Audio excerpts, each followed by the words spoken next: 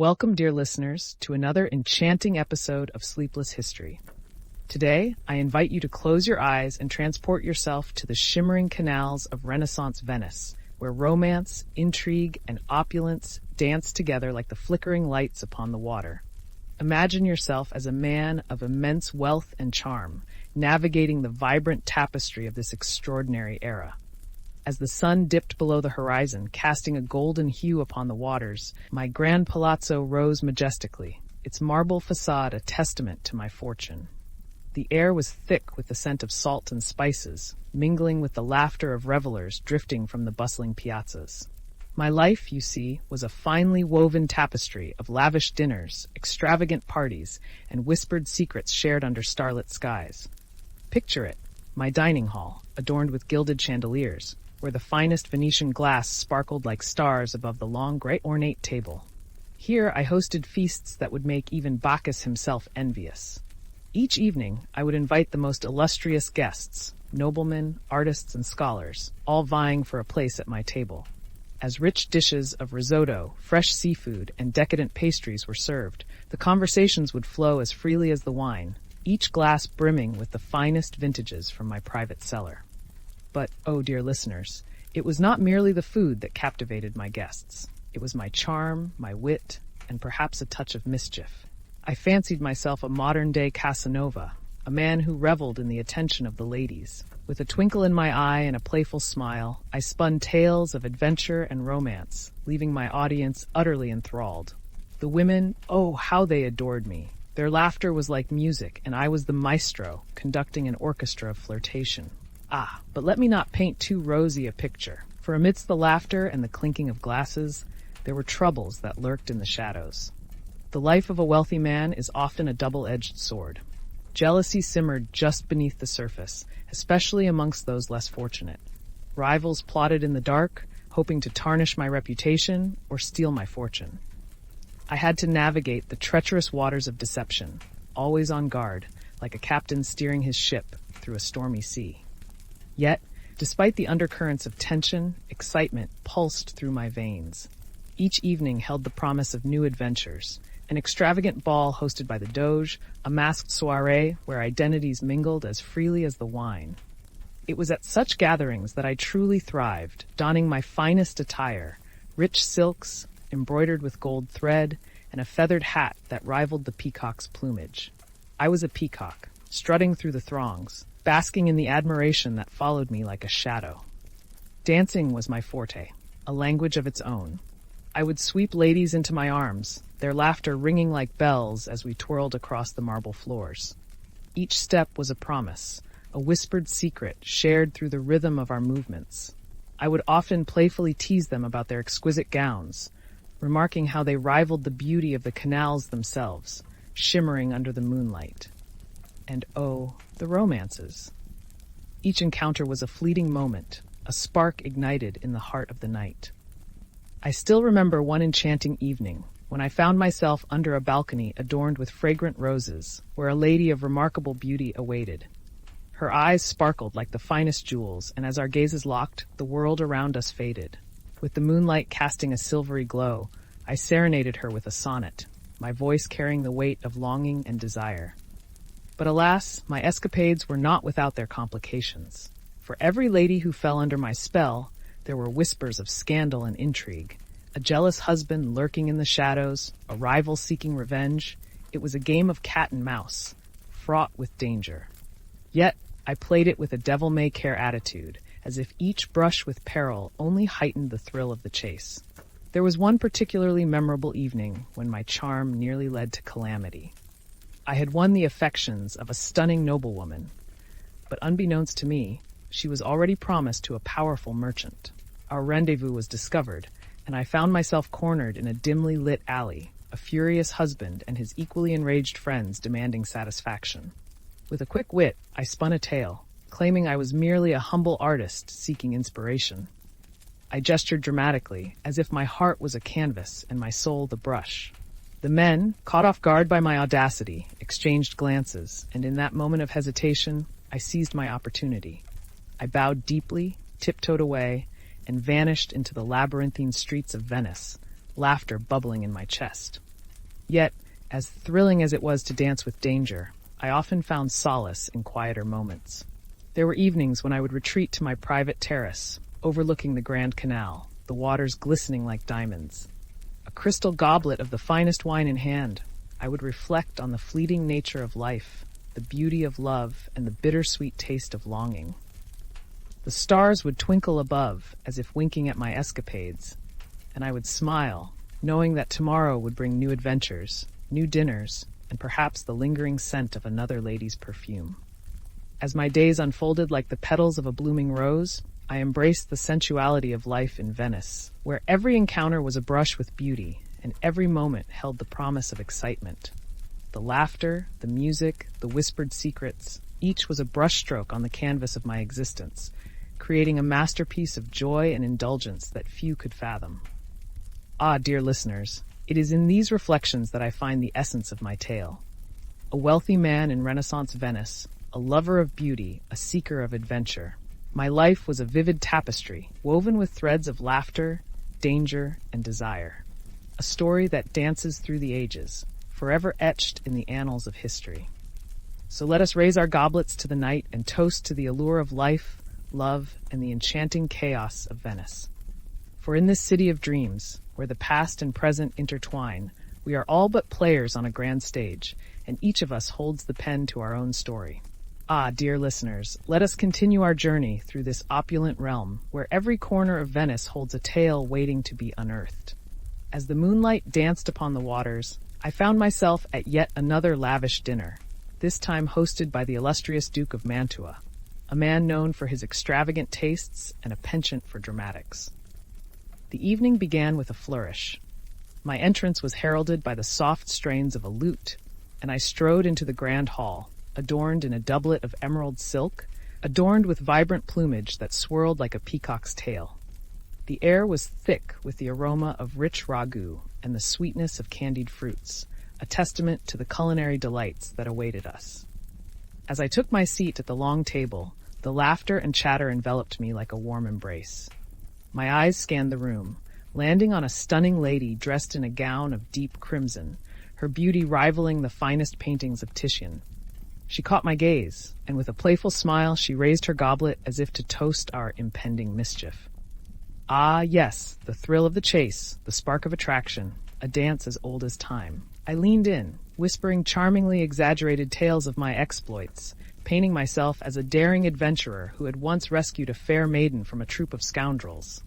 The guests roared with laughter, and the lady in crimson leaned closer, her eyes sparkling with intrigue. "And what became of the scoundrels?" she teased, her voice a sultry melody.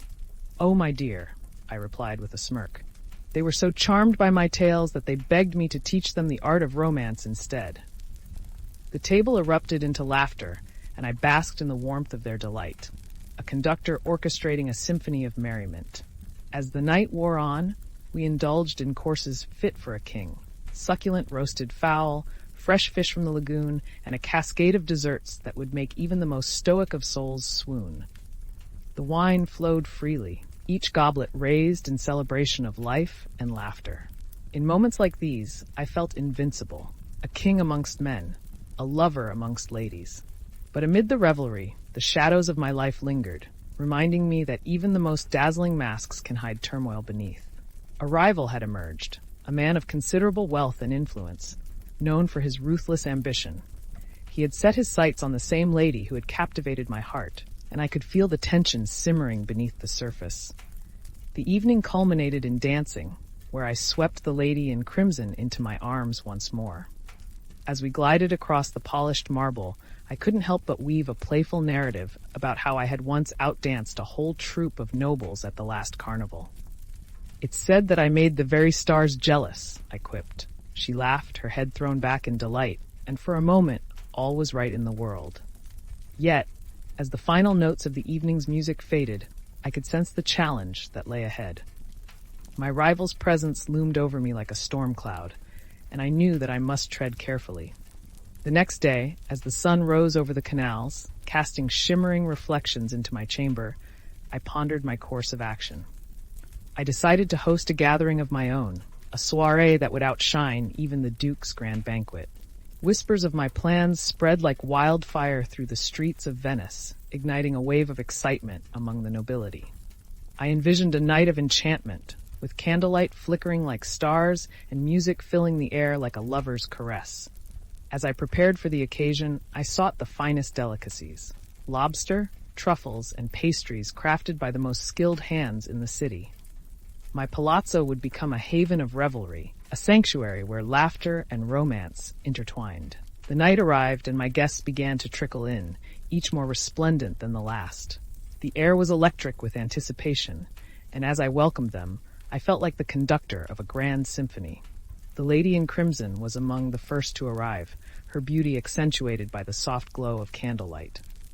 "I hear you've outdone yourself," she teased, a playful glint in her eye. "Only for you, my dear," I replied, bowing slightly, a flourish that drew a chorus of laughter. As the evening unfolded, the wine flowed like the canals themselves, and the conversations grew ever more animated. I regaled my guests with tales of daring escapades, weaving stories of adventure and romance that held them spellbound. Each time I cast a glance toward the lady in crimson, I caught the sparkle of admiration in her eyes, fueling the fire of my ambition. But amidst the laughter, the specter of my rival lingered at the edges of the gathering, his eyes scanning the room with a predatory intensity. I could sense the tension building, like a storm gathering strength, and I knew I had to confront him. As the night reached its peak, I found myself face to face with this formidable adversary. He leaned against a pillar, a smug smile plastered across his face, and I could feel the weight of the room's gaze upon us. "It seems you've thrown quite the party, my friend," he drawled, his tone dripping with condescension. "Ah, but it pales in comparison to the company," I retorted, gesturing toward the lady who had captured both our hearts. The laughter around us faded, the air thick with unspoken tension. "Careful, my dear Casanova," he warned, his voice low and threatening. "There are consequences to meddling in affairs that do not concern you." I met his gaze steadily, the thrill of excitement coursing through my veins. "Perhaps you underestimate the power of charm," I replied, a playful smile on my lips. "But let's not let our competition ruin this splendid evening. Shall we dance?" With a flourish, I extended my hand toward the lady in crimson, and to my relief, she accepted it, her laughter cutting through the tension like a breeze through a storm. We twirled across the floor, our movements fluid and graceful, the crowd parting to watch the spectacle unfold. As we danced, I felt the weight of the rivalry lift, replaced by the intoxicating thrill of the moment. The music swelled, and for a brief instant, it was as if the world outside had vanished. I leaned in closer, whispering sweet nothings into her ear, and she blushed, her cheeks a rosy hue. But as with all tales of romance and adventure, the night could not remain unmarred. Just as the evening reached its zenith, I noticed a commotion at the edge of the gathering. A group of my rival's associates had arrived, their expressions dark and menacing. The tension returned, thicker than ever, as they advanced toward us. With a quick glance at the lady, I took her hand and led her away from the chaos, our laughter ringing out like a beacon amidst the growing shadows. "Let's not allow a few boorish men to spoil our night," I said, my heart racing with excitement. As we ducked into the garden, the sweet fragrance of jasmine enveloped us, and I turned to her, my eyes sparkling with mischief. "What do you say we outwit them? A little game of hide and seek?" Her eyes widened with delight, and before I could react, she took off, laughter trailing behind her like a ribbon in the wind. I chased after her, our footsteps lost in the symphony of the night. As we hid behind a lush hedge, breathless and giggling, I realized that amidst all my escapades, it was these moments of unfiltered joy that truly captured the essence of life. The thrill of the pursuit, the shared laughter, and the magnetic pull of attraction were what made each day in Venice an adventure worth living. The garden glowed softly in the moonlight, and as we leaned against each other, our breaths mingling in the night air, I felt a connection deeper than mere flirtation. In that cocoon of secrecy, we shared whispered dreams and fantasies, painting vivid images of a future where we could escape the confines of our rivalries. But as the night wore on, I knew the realities of our world would soon intrude. The laughter of our guests echoed in the distance, a reminder of the life that awaited us beyond the garden's embrace. With a heavy heart, I led her back into the fold of the party, where laughter and music awaited. Yet, as I glanced at my rival across the room, I felt a renewed determination surge within me. The thrill of the chase, the exhilaration of love, and the excitement of life in Renaissance Venice. These were the ingredients that would fuel my story, a tale that would be retold long after the last candle flickered out. So, dear listeners, as the night carried on, I danced and laughed, basking in the joy of the moment, knowing that in the grand tapestry of life, it is the adventures, the love, and the laughter that create the most beautiful stories.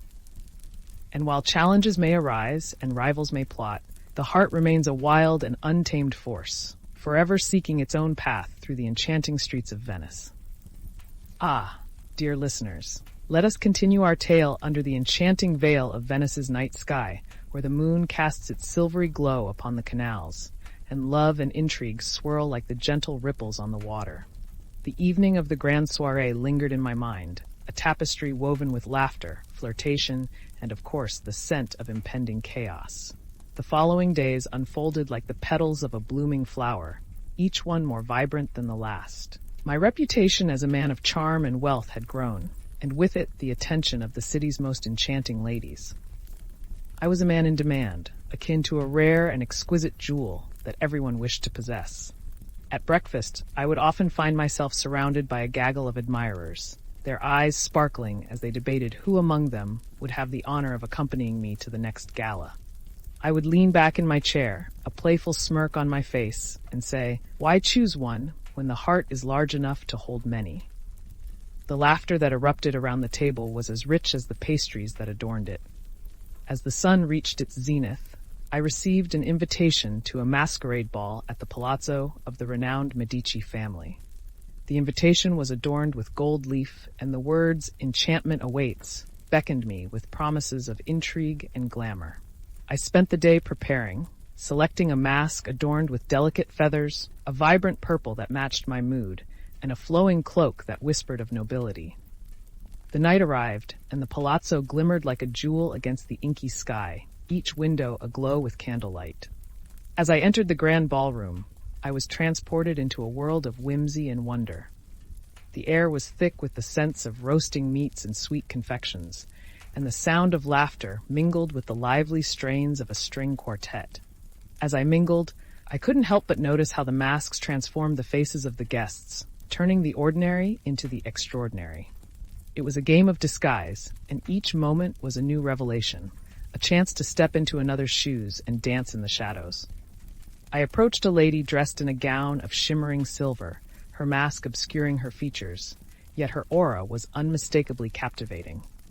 "May I have this dance?" I inquired, extending my hand, a grin playing on my lips. She accepted, and as we twirled across the floor, I whispered playful banter, my charm weaving its magic. "I must say, your grace rivals that of a swan upon the Grand Canal." She laughed, a sound that sparkled like champagne bubbles. "And you, sir, are quite the flatterer. One might suspect you have an ulterior motive." I feigned innocence, a hand to my heart. "Me? An ulterior motive? Why, my only aim is to enjoy the beauty of this moment." But as the music swelled, I felt the familiar tug of rivalry in the air. My rival from the previous soirée, the ambitious merchant, was present, and his gaze locked onto mine with a predatory intensity. He had come to claim the heart of the lady in silver, and I could sense the tension building like a storm on the horizon. As the dance concluded, I bowed deeply, a flourish that earned me applause from the surrounding guests. But the moment of triumph was fleeting. My rival approached, a sardonic smile plastered across his face. "I see you've taken quite a liking to my lady, but I must remind you that she is not a prize to be won." "Ah, but in Venice, all hearts belong to those who dare to pursue them," I replied, my voice smooth as silk. "Perhaps you should learn to share." With that, I turned my attention back to the dance floor, my heart racing with excitement. The night was alive, and I was determined to savor every moment. I swirled through the crowd, engaging in playful exchanges and flirtations, each interaction a brushstroke on the canvas of my evening. But the allure of the lady in silver lingered in my mind. There was something about her that drew me in, a magnetic pull that stirred the depths of my soul. I had to find out her true identity. As the clock struck midnight, I resolved to discover the woman behind the mask.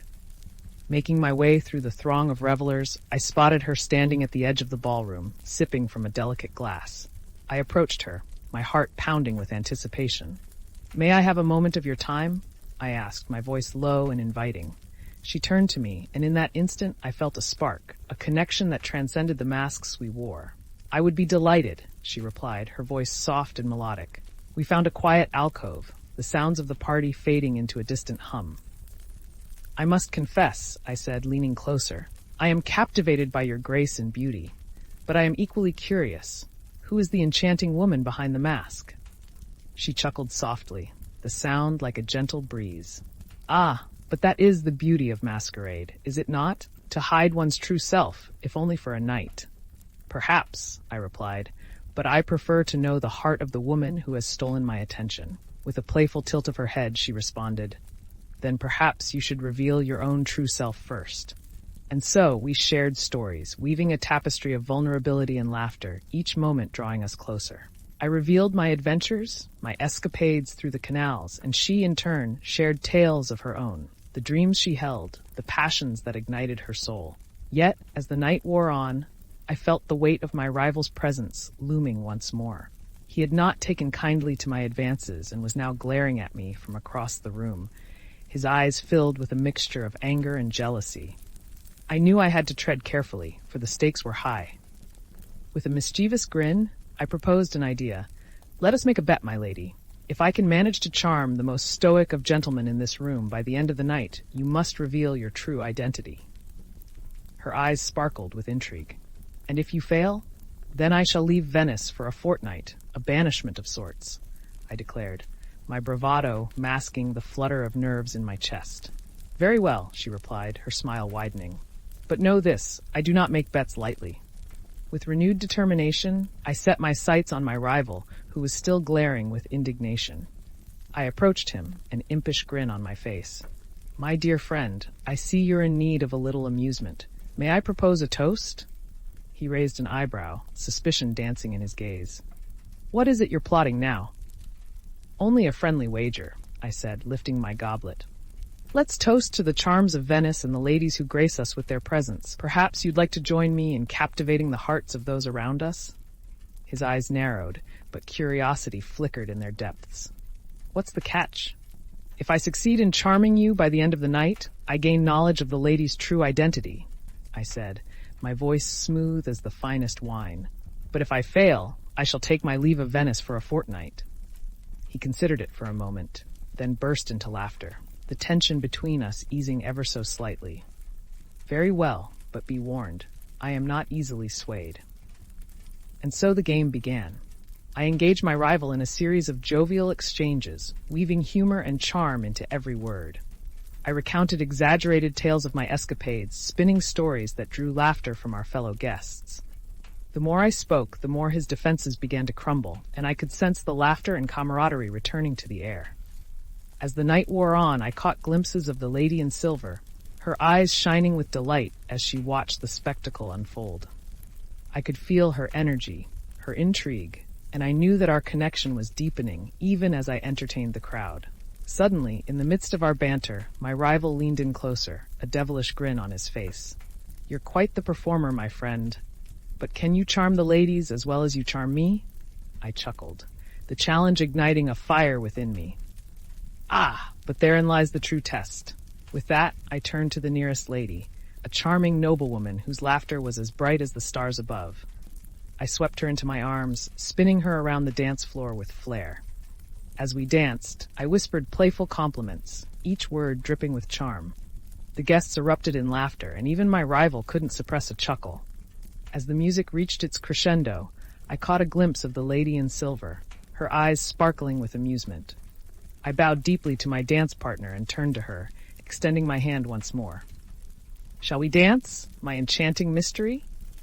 With a playful nod, she took my hand, and together we twirled across the floor. The crowd parted as we danced, our movements fluid and graceful, each twirl igniting the air with excitement. I leaned in closer, teasing her with witty remarks, and the laughter that spilled from her lips filled my heart with joy. Yet as we danced, I could feel the tension rising once more. My rival watched with a mixture of admiration and frustration, and I knew the stakes had risen. I had to win this wager, not only for my own pride, but for the connection I felt with the lady who had captivated my heart. As the night drew to a close, I summoned all my charm, engaging in playful banter with the lady in silver. You see, my dear, in Venice, the heart is a delicate treasure. To win it is to embark on a grand adventure. Just as I was about to make my final plea, my rival stepped forward, his voice low and menacing. Enough of this nonsense. Do you truly believe you can win her heart with mere words? I met his gaze steadily, a playful smile on my face. Perhaps it is not just words that matter, but the heart behind them. What say you, my lady? Am I not a better suitor than my friend? In that moment, the lady in silver stepped forward, her voice strong and unwavering. You both have your charms, but it is the sincerity of the heart that truly matters. My heart soared at her words, and I knew I had won not just the wager, but a deeper connection with her. As the final notes of the evening's music faded, I took a step closer, my voice barely above a whisper. Will you reveal your true identity now, my lady? With a soft smile, she reached up to remove her mask, revealing a face of ethereal beauty. I am Isabella, daughter of a lesser-known noble family, often overlooked in the grandeur of Venice, but I have always longed for adventure. As I gazed into her eyes, I felt a connection that transcended the world around us, a spark that promised excitement and passion. Then let our adventures begin, Isabella, I said, my heart racing. And so, dear listeners, the night ended not just with laughter and revelry, but with the promise of a new chapter unfolding before me. My life as a wealthy man in Renaissance Venice was a tapestry woven with threads of charm, rivalry, and passion. Each day brought new challenges, but with every heartbeat, I embraced the excitement and the sensuality of life. Ever the casanova navigating the enchanting streets of this city of dreams. Ah, dear listeners, let us drift once more into the shimmering world of Renaissance Venice, where the moonlight glistens upon the canals like 1,000 tiny diamonds, and the air is thick with the intoxicating scent of adventure and romance. The evening with Isabella had rekindled a fire within me, one that promised excitement and the tantalizing thrill of the unknown. In the days that followed our enchanting encounter, my life became a whirlwind of laughter, elaborate dinners, and clandestine meetings. The sun rose over the city, casting a golden hue upon the rooftops, and I found my heart racing at the thought of our next rendezvous. Each day was a canvas, and I was the artist, eager to paint my masterpiece with the vibrant colors of life. I arranged a dinner at my palazzo, inviting the most illustrious guests from across the city. The dining hall was transformed into a haven of luxury, with flickering candles casting a warm glow upon the lavish table set with the finest Venetian glass and silverware. The aroma of succulent roasted duck filled the air, mingling with the laughter and chatter of my esteemed guests. As I welcomed them, my heart raced with anticipation. But amidst the revelry, I made sure to reserve a special seat for Isabella, my newfound muse. I knew she would bring a spark of magic to the evening, and indeed, as she entered the room, dressed in a gown of deep sapphire that hugged her curves, she radiated an ethereal beauty that left even the most jaded of noblemen speechless. "Ah, Isabella," I exclaimed, my voice smooth as silk. "You grace us with your presence, and the evening is instantly transformed." She smiled, a playful glint in her eyes. "And you, my dear Casanova, are quite the charmer. I'm beginning to suspect you've made a career out of flattery." "Only for those who deserve it," I replied, raising a glass of wine in her direction. "To the enchantress of the night." As the evening unfolded, I regaled my guests with tales of my escapades, embellishing each story with humor and flair.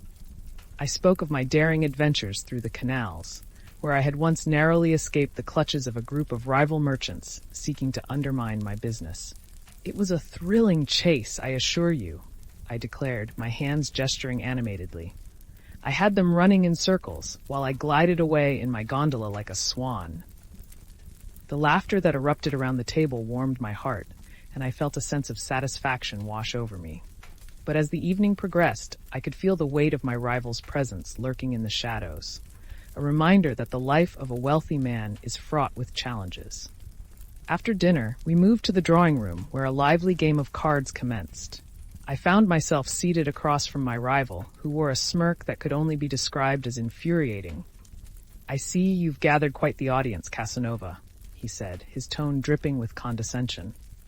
"But let's see if your charm extends to the card table."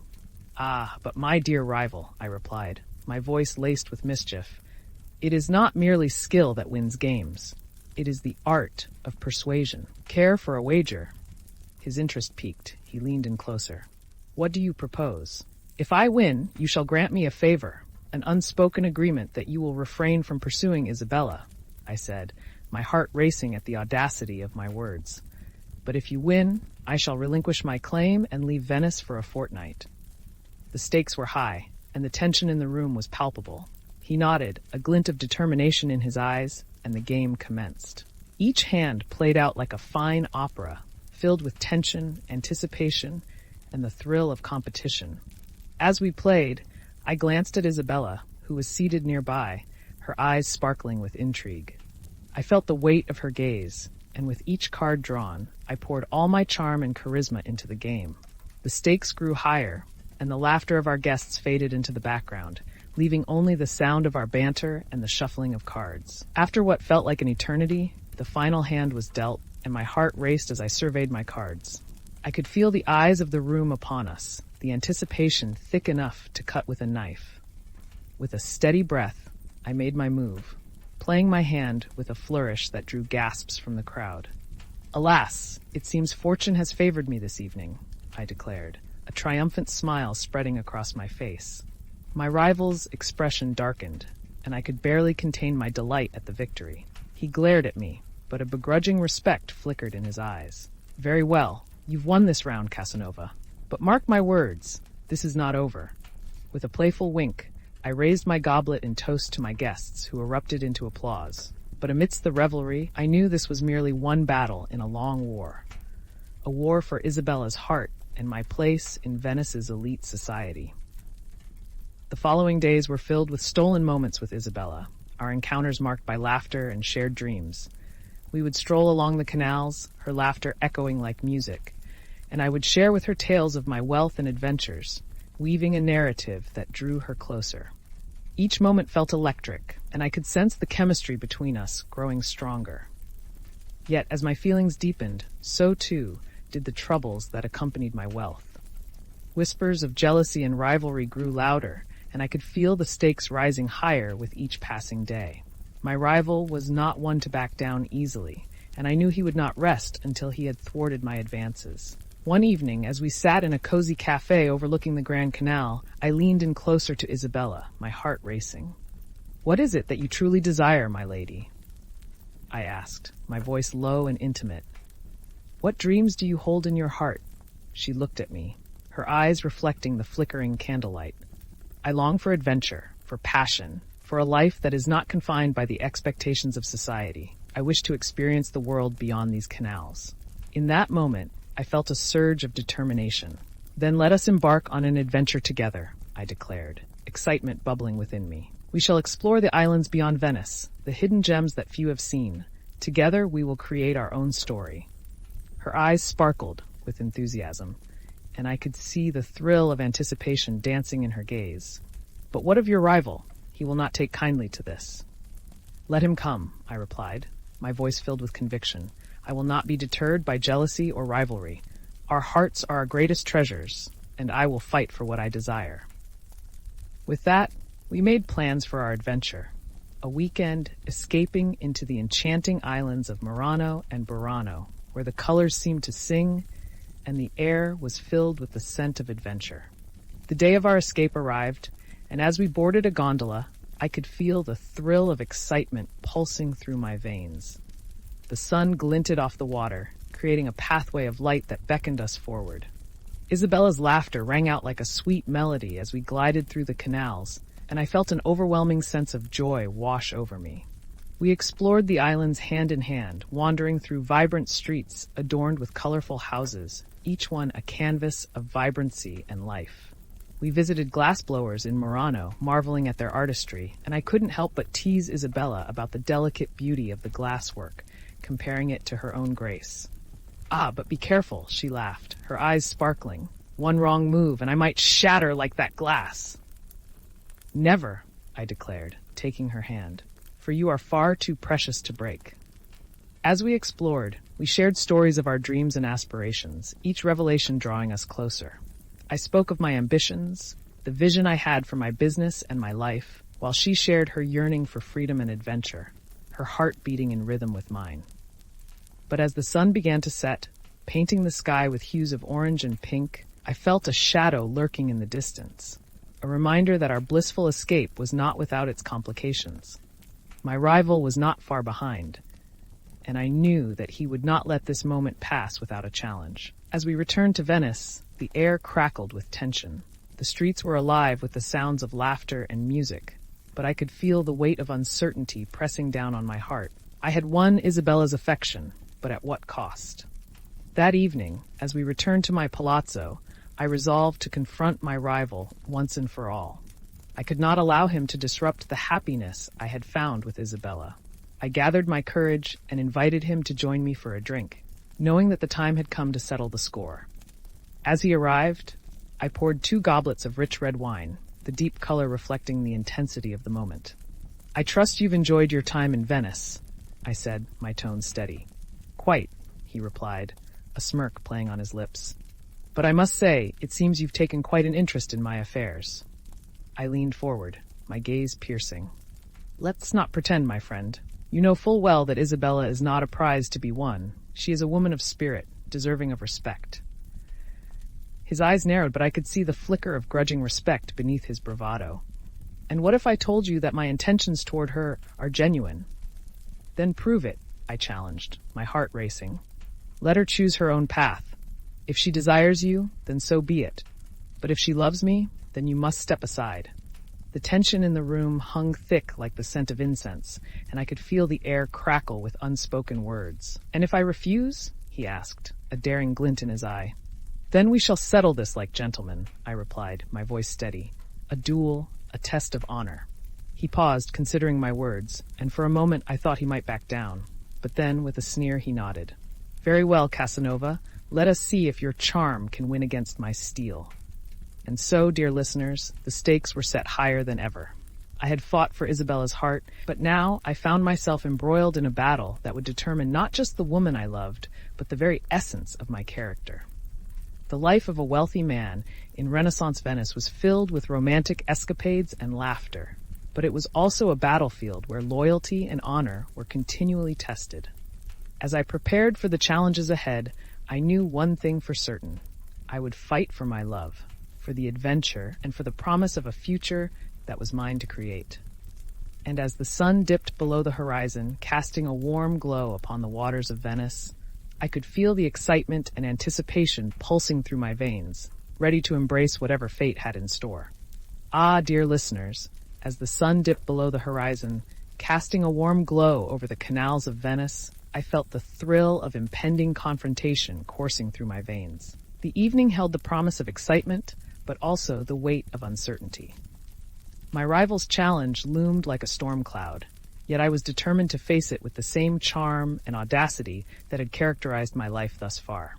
With the flickering candlelight casting playful shadows around my palazzo, I prepared for the duel, my heart racing with anticipation. I summoned my closest confidant, Giovanni, a man of great wisdom and wit. He had witnessed my escapades and had often been the voice of reason amidst my more reckless pursuits. Giovanni, I began, pacing the marble floor of my study, my rival has challenged me to a duel. I must be prepared, not just in skill, but in strategy. What say you? He chuckled softly, his eyes twinkling with amusement. A duel, you say? You, the charmer of Venice, are to engage in a test of steel? How delightfully absurd. Absurd, yes, I replied, unable to suppress a grin. But my heart is at stake, my friend. Isabella deserves a man who will fight for her, not just with words, but with honor. Then let us plan, he said, a serious tone settling over him. What are your strengths? We must use them to your advantage. Ah, I mused, my strengths lie in my charm and wit, not in the art of fencing. However, I can distract him with my flamboyance, while you, my dear Giovanni, can offer me the tactical advice I need. As we discussed strategy, I couldn't help but feel a sense of camaraderie and excitement. The thrill of the duel was not merely about the physical confrontation. It was a chance to prove my worthiness, to show Isabella that I was not just a man of wealth and charm, but one who would stand firm in the face of adversity. The next day dawned bright and clear, the sun casting a golden light over the city.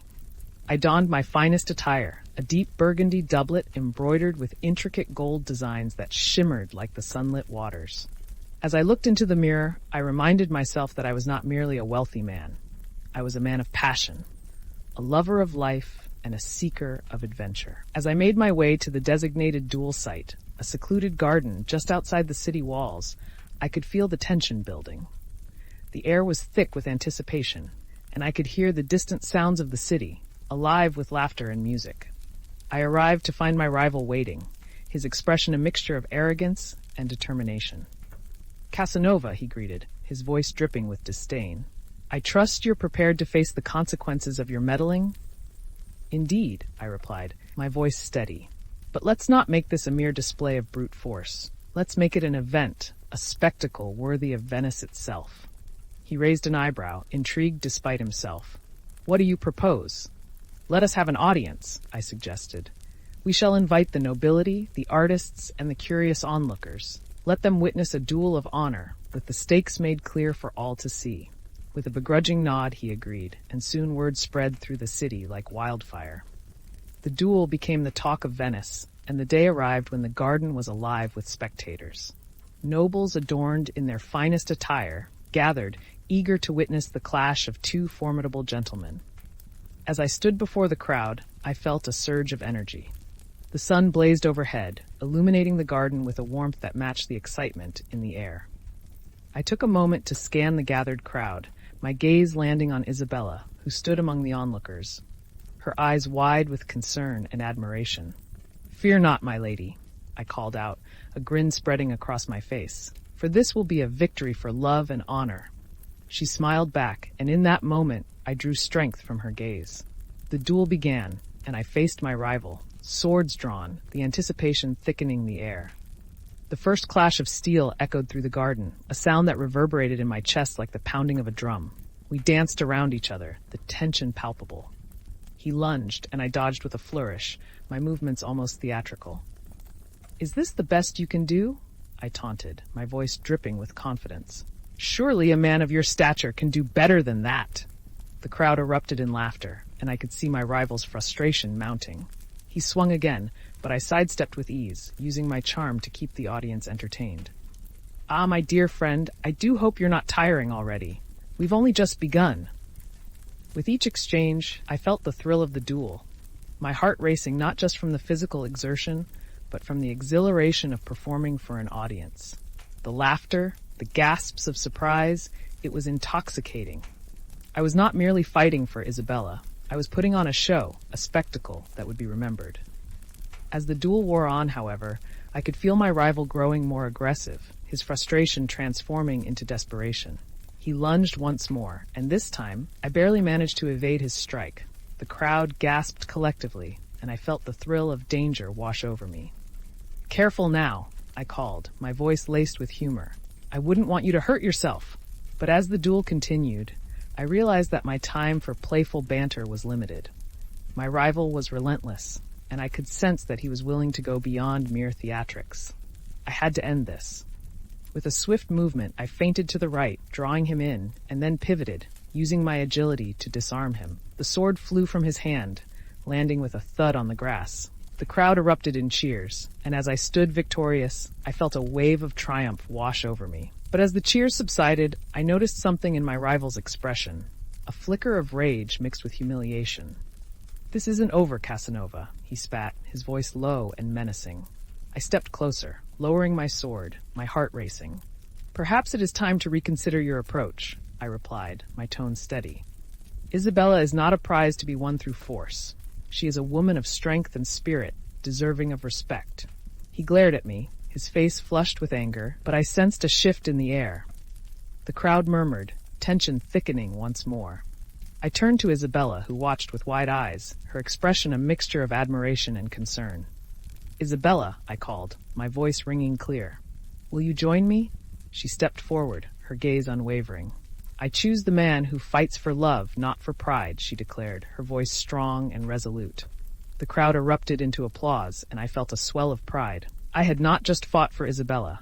I had fought for what we both believed in, a love that transcended rivalry and jealousy. As my rival retreated, his expression a mixture of defeat and grudging respect, I turned to Isabella, my heart soaring. "Shall we leave this place, my lady? There are adventures yet to be had." She smiled, her eyes sparkling with excitement. "I would be delighted." We made our way through the crowd, the applause ringing in our ears, and I couldn't help but feel a sense of triumph. The duel had not just been a test of skill, it had been a testament to our bond, a celebration of love that defied the expectations of society.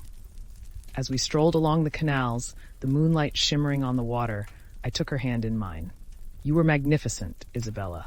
Your strength and spirit inspire me." "And you, my dear Casanova," she replied, her voice playful, "have proven that charm and bravery can coexist, but we must be cautious. Rivalries might not end with a duel." "Let them come," I declared, my voice filled with conviction. "For love is a battle worth fighting, and I shall always stand by your side." In the days that followed, we continued to explore the enchanting corners of Venice, our laughter echoing through the narrow streets. We visited hidden cafes, indulged in the finest pastries, and shared whispers of dreams and aspirations under the stars. Each moment felt like a treasure, a testament to the love we had forged amidst the chaos. Yet, even as we reveled in our newfound happiness, I knew that the challenges of our world were far from over. My rival had not been defeated. He had merely retreated, and I could sense the tension in the air. Whispers of jealousy and rivalry permeated the city, and I realized that I would need to be ever vigilant. One evening, as we dined in my palazzo, the warmth of the candlelight casting playful shadows on the walls, I turned to Isabella, my heart brimming with affection. "What are your dreams, my lady? Beyond the canals and the laughter, what do you long for?" She looked thoughtful for a moment, her eyes reflecting the flickering flames. "I dream of a life filled with adventure, of exploring the world beyond Venice, of experiencing the beauty of distant lands." "Then let us embark on that journey together," I declared, excitement bubbling within me. "We shall travel to far-off places, explore new cultures, and create a life filled with wonder." Her eyes sparkled with enthusiasm, and I could see the thrill of possibility reflected in her gaze. "But what of your business, your responsibilities here?" "I can adapt," I replied, determination coursing through me. "I will not allow the constraints of wealth to bind me. Our love is an adventure worth pursuing, and I will find a way to make it work." With that, we began to plan our future, mapping out the places we longed to visit, the experiences we wished to share. The excitement of the unknown filled the air, and I could feel the spark of adventure igniting within me. But as we plotted our course, a shadow lingered at the edges of our happiness, a reminder that the world of Venice was filled with intrigue and rivalry. My rival was still out there, lurking in the shadows, waiting for the perfect moment to strike. And so, dear listeners, as my life unfolded like an intricate tapestry woven with threads of love, laughter, and rivalry, I knew one thing for certain. The adventures that lay ahead would be filled with both trials and triumphs. The life of a wealthy man in Renaissance Venice was a grand stage, and I was but an actor, ready to embrace whatever fate had in store. Together with Isabella, we would forge our path, navigating the complexities of love, honor, and the exhilarating chaos of life in a city where dreams and desires danced like the flickering lights upon the water. Ah, dear listeners, the sun had barely set behind the majestic domes of Venice when I found myself swept into another whirlwind of excitement and adventure. The air was rich with the scent of jasmine, and the laughter of revelers echoed through the narrow streets as I strolled hand in hand with Isabella, my heart racing with the promise of the night ahead. We had decided to host an intimate gathering at my palazzo, inviting a select group of friends, artists, and intriguing minds from the city. It was a chance to celebrate our newfound love and the adventures we had begun to dream of together. The dining hall was adorned with vibrant tapestries and glowing candles, their flickering flames casting playful shadows on the walls. As the guests began to arrive, I couldn't help but feel a thrill of anticipation. Each individual brought their own charm, their own stories, weaving a rich tapestry of personalities that filled the room with life. There was the boisterous poet, Lorenzo, whose verses could make even the hardest of hearts weep, and the enchanting singer, Bianca, whose voice could melt the coldest of winter nights. "Welcome, dear friends," I announced, raising my goblet high. "Tonight we celebrate not just our company, but the beauty of life, love, and laughter. Let the festivities begin." The laughter and cheers that erupted filled my heart with joy, and as the evening unfolded, we feasted on delectable dishes, caponata, fresh seafood, and decadent pastries that melted in the mouth. The wine flowed freely, each goblet raised in merriment, and I reveled in the warmth of companionship. As I moved from guest to guest, I couldn't help but notice how Isabella radiated with grace, her laughter infectious as she engaged with our friends. I felt a surge of pride as I watched her, realizing that she was not just a companion, but a true partner in this grand adventure we were embarking upon. But amidst the laughter and revelry, I couldn't shake the feeling that my rival lurked in the shadows. The whispers of jealousy still echoed through the city, and I knew that he would not rest until he had claimed what he believed was rightfully his. Yet, I was determined not to let such concerns tarnish this beautiful evening. As the night wore on, we moved to the drawing room, where the atmosphere was alive with music and dancing. I took Isabella's hand and led her to the floor, twirling her around with a flourish. "Shall we show them how it's done, my lady?" I asked, a playful glint in my eye. "Oh, I believe I can keep up with you," she replied, a teasing smile dancing on her lips. And so we danced, our movements fluid and effortless, as if we had known this rhythm our whole lives. The laughter and cheers from our friends enveloped us, and in that moment, I felt as if we were the only two souls in the world. "Tell me, Isabella," I murmured as we spun, "if you could travel anywhere, where would you go?" She paused, her eyes sparkling with excitement. "I would love to see the vibrant markets of Istanbul, filled with colors and spices, or perhaps the rolling hills of Tuscany, where the vineyards stretch as far as the eye can see." "Then we shall make those dreams a reality," I declared, my heart swelling with determination. "Together, we will explore every corner of the world." Just then, the music shifted, and Bianca began to sing, her voice weaving a magical spell over the room. The guests fell silent, mesmerized by her talent. I took this moment to steal a glance at Isabella, whose expression was one of pure enchantment. "Isn't she magnificent?" I whispered, my voice low so as not to disturb the performance. "Indeed," Isabella replied, her gaze fixed on the singer. "But not as magnificent as the company I keep." My heart soared at her words, and I leaned in closer, brushing my lips against her ear. "You, my dear Isabella, are the most captivating of them all." The evening continued in this manner, filled with laughter, dance, and storytelling. I regaled our friends with tales of my most daring escapades, embellishing them for dramatic effect. And then, I scaled the rooftops of Venice to escape from a group of scoundrels, I declared, arms wide in exuberance. I was like a shadow gliding through the night. Laughter erupted from all corners, and Isabella joined in, her laughter like music to my ears. "And did you ever stop to consider that perhaps the scoundrels were merely seeking your company?" she teased, her eyes twinkling mischievously. "Perhaps they were," I admitted, grinning. "But I couldn't take the chance. I am far too charming to be caught." As the night wore on, the atmosphere shifted, the playful banter giving way to a more intimate conversation. I found myself alone with Isabella in a corner of the drawing room, the warmth of the candlelight enveloping us like a cocoon. "Do you ever worry?" she asked softly, her expression turning serious. "About your rival, about what he may do." I took her hands in mine, feeling the warmth of her skin against my own. "I will not let fear dictate my life, Isabella. Love is a battle worth fighting, and I will stand firm against any challenge that comes our way." She smiled, her eyes reflecting a mixture of admiration and concern.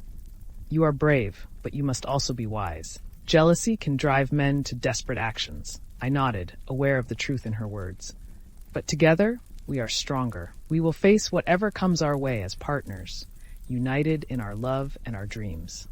Just then, a commotion arose from the other side of the room, and I turned to see my rival entering the palazzo, flanked by a group of his associates. The atmosphere shifted instantly. the laughter dying down as all eyes turned toward him. "Ah, Casanova," he called, his voice dripping with mockery. "I see you've gathered quite the crowd. But tell me, is it wise to celebrate when you know I am in attendance?" I felt Isabella stiffen beside me, and I squeezed her hand reassuringly. "What brings you here, my friend?" I asked, keeping my tone light. "Are you here to demand a rematch?" He stepped closer, his gaze piercing as he surveyed the room. "No, I've come to remind you that you are not the only one with influence in this city. Perhaps it's time to reconsider your claims on Isabella." A tense silence fell over the room, and I could feel the eyes of our friends upon us, the air thick with anticipation. "Isabella is not a prize to be won," I replied firmly, my voice steady. "She is a woman of strength, and her heart is not something you can claim through force." His expression darkened, and I could sense the anger simmering beneath the surface. "We shall see about that, Casanova. Enjoy your little soiree while you can." With that, he turned on his heel, leaving the room in a hushed silence. The tension hung heavy in the air, and I could feel the weight of uncertainty pressing down on my heart. "Are you all right?" Isabella asked, her voice barely above a whisper. "I am," I reassured her, though I could feel the unease creeping in. "But we must be cautious. My rival is a man of ambition, and he will not rest until he has what he believes is his." As the evening continued, I could sense the shift in atmosphere. The laughter felt strained, and the joy of the earlier moments was overshadowed by the looming threat of my rival's jealousy. Yet I refused to let him dictate the course of our lives. As the guests began to depart, I turned to Isabella, determined to keep the spirit of the night alive. "Let us steal a moment for ourselves," I suggested, leading her to the terrace overlooking the Grand Canal. The view was breathtaking, the moonlight casting a shimmering glow over the water. I could hear the distant sounds of laughter and music from the celebrations below, but in that moment, it felt as if we were the only two people in the world. "Isabella," I began, taking her hands in mine, "this evening has been filled with joy, but I know my rival's presence has cast a shadow over us. I refuse to let his jealousy define our love." She gazed up at me, her eyes filled with warmth. "You are brave, but we must be wise. Love is worth fighting for, but we must also be cautious." I nodded, appreciating her insight. "Together, we will navigate the complexities of this world. I will always protect you, and I will not let anyone tear us apart." As I leaned in closer, I felt the electricity between us, the undeniable chemistry that had sparked from the moment we met. In that moment, I knew that our love was worth every challenge, every rivalry, and every obstacle in our path. "Promise me one thing," she whispered, her breath warm against my skin. "Promise me that we will face whatever comes together." "I promise," I replied, my heart swelling with emotion. "For in this grand adventure called life, you are my greatest treasure." As we stood on that terrace, the moonlight illuminating our faces, I knew that the road ahead would be filled with both trials and triumphs. The life of a wealthy man in Renaissance Venice was a tapestry woven with threads of love, laughter, and rivalry, and I was ready to embrace whatever fate had in store for us. With Isabella by my side, I felt invincible, ready to take on the world and create a future filled with adventure and passion. Together, we would write our own story amidst the enchanting chaos of Venice, where dreams danced like the flickering lights upon the water, and love reigned supreme. Ah, dear listeners, as the moon hung high in the Venetian sky, casting a silvery glow over the canals, my heart raced with the thrill of what was yet to come. The evening had brought with it a mix of celebration and tension, a reminder that life in Venice was as unpredictable as the tides that flowed through its enchanting waterways. With Isabella's hand in mine, we stood on the terrace, the gentle breeze carrying the laughter and music from the celebrations below. I could feel the warmth radiating from her, and in that moment, the worries of the world faded away. The shadows cast by my rival's presence were but fleeting whispers against the vibrant tapestry of our love. "Let us not dwell on what lies outside these walls," I said, turning to her, a playful smile dancing on my lips. "Tonight, we shall create our own magic." Isabella's eyes sparkled with delight, and I could see her spirit lifting. "And what do you propose, my charming Casanova?" "Why, a midnight feast, of course," I declared, excitement bubbling within me. We shall raid the kitchen and indulge in the finest treats Venice has to offer. No one shall stop us. With that, I led her back inside, our laughter echoing through the dimly lit rooms of my palazzo. The guests had largely departed, leaving behind remnants of laughter and the clinking of goblets. The kitchen was a treasure trove of delights, and together we set to work, our mission clear, to create the most extravagant midnight feast imaginable. Ah, behold, I exclaimed, flinging open the pantry doors, revealing jars of spices and delicacies. The bounty of Venice awaits us. Isabella giggled, her laughter a sweet melody that filled the kitchen. What shall we create, O Master Chef? Are we to dazzle the taste buds or simply indulge in gluttony? Why not both? I replied, grinning mischievously. We shall start with roasted figs drizzled in honey, followed by a sumptuous risotto infused with saffron, and for dessert, a selection of pastries so decadent they shall make the gods weep. As we worked side by side, I couldn't help but steal glances at her, mesmerized by her laughter and the way her hair shimmered in the candlelight. Each playful banter exchanged felt like a step deeper into a world that was uniquely ours, a world where nothing else mattered but the joy of being together. Do you think our guests would be jealous? I asked, stirring the risotto with exaggerated flair. Imagine their faces when they discover we feasted without them. Oh, they would be scandalized. She laughed, her eyes dancing with mischief. But fear not, for our secret shall be safe between us. With every dish we prepared, the kitchen filled with tantalizing aromas that promised indulgence. As we plated our creations, I could see Isabella's excitement mirrored in my own. We set the table with care, transforming the humble kitchen into an extravagant dining experience. Once seated, we raised our goblets in a toast. To love, laughter, and midnight feasts, I declared, my heart swelling with affection. To love, laughter, and the delight of secrets shared, she echoed, her eyes sparkling with warmth. As we savored the roasted figs, I couldn't help but tease her. You know, Isabella, I believe I have discovered the secret to your heart. Oh, and what is that? She inquired, a playful smile dancing on her lips. The art of culinary seduction, I declared, gesturing dramatically with a fig. What woman could resist the charms of a man who cooks? She laughed, shaking her head. You are incorrigible, but I must admit you have a talent for both charm and cuisine. The night continued with laughter and playful exchanges, each moment a reminder of the bond we were forging. We spoke of our dreams, our plans to explore the world beyond Venice, and the adventures that awaited us. Yet even in this cocoon of happiness, the specter of my rival loomed in the background, a reminder that life was rarely without its complications. As the last bite of dessert melted on my tongue, I leaned back in my chair, a satisfied sigh escaping my lips. Ah, what a glorious feast! I dare say we should host midnight feasts more often. Isabella chuckled, her eyes twinkling. But what if we are caught?